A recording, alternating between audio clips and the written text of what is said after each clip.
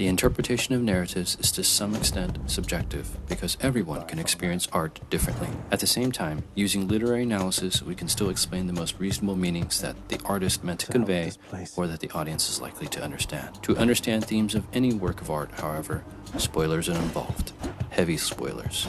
So consider this your spoiler warning. Hades is one of the greatest video games of all time and has been praised for many of its elements, including gameplay and voice acting. However, what it is perhaps most known for is its narrative approach, connecting gameplay with its narrative elements. For me, personally, I enjoyed both the story itself and the way it was told. As a Christian, though, one question I had was whether a setting filled with Greek gods and goddesses can contain God's truth. In this video, we're going to answer the question, can a game set in Greek mythology be biblical?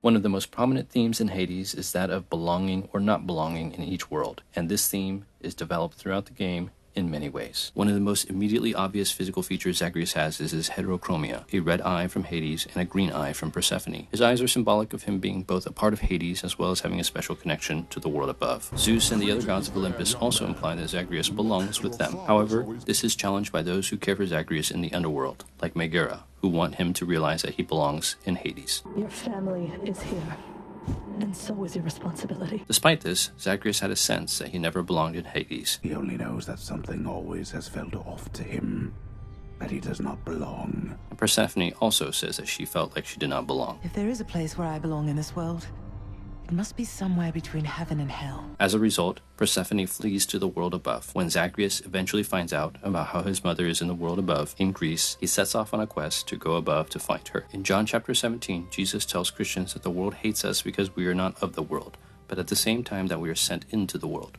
So in a similar way, the sense of both not belonging and needing to adjust anyway are very biblical ideas. In the game Hades, many characters discourage Zagreus, telling him that he should give up, that what he is attempting to do to escape the underworld Hades is impossible. You shall never reach the surface. However, because of Zagreus' perseverance, eventually he is able to escape. He walks outside and sees snow for the first time, and feels the breeze for the first time. The game implies that it is because of his stubbornness, or rather determination, that allows him to do the impossible and escape Hades to find his mother. In Galatians, the Apostle Paul also tells Christians not to give up doing good. At its heart, Christianity is a religion that is about perseverance and not giving up despite appearances and circumstances. Zagreus' persistence in the face of impossible odds illustrates the type of persistence Christians should live out. A third theme that is heavily repeated in Hades is this idea that death and the underworld cannot be escaped from. Narration is given about how the underworld is sealed from escape. When Zagreus dies, there's always the reminder slogan, there is no escape. Even when Zagreus manages to escape the underworld and enter Greece above, he soon discovers that he is bound to Hades and will die soon,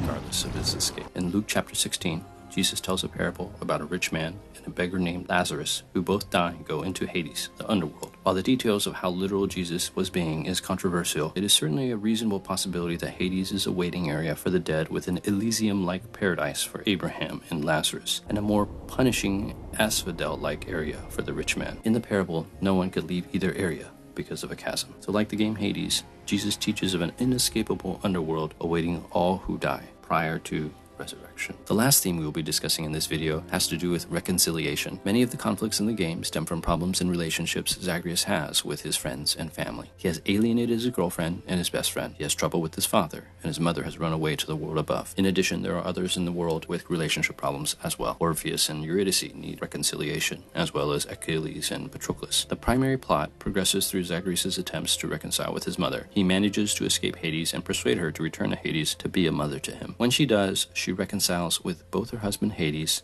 and her son Zagreus, healing years of trouble in their family. In 2 Corinthians, Paul talks about how one way to look at the gospel is through the perspective that Christ reconciled the relationship between us and God through his sacrifice, and that through that reconciliation, we are given the message and ministry of reconciliation. That is to say, when we are reconciled with God, we should help others reconcile with God also. Once Zagreus reconciles with his family, he and his mother concoct a plan to help all of Olympus reconcile with Hades, creating an epilogue with a truly happy ending with all conflicts resolved. Even though Greek mythology can often be a very dark setting, the game Hades does a good job of modernizing or adapting the more troubling aspects of the myths. The relationship between Hades and Persephone is portrayed as a monogamous marriage and the foundation of a nuclear family. Sisyphus is portrayed as repentant, and humbled. While there are darker themes like not belonging or not being able to escape death, more hopeful themes like never giving up or reconciliation provide a good contrast, and almost all of the messages are biblical. For me personally, Hades had a satisfying story with themes that are both universal to man and biblical in nature. For a game that is set in Greek mythology, it still does an excellent job of connecting with its audience with relevant and positive messages that a Christian can get behind. That's all I have for you in this video. Bless you guys. Thank you so much for watching. I really appreciate it. If this video blessed you in some way, please consider watching some of my other videos, subscribing, or sharing with me some of your thoughts in the comments below.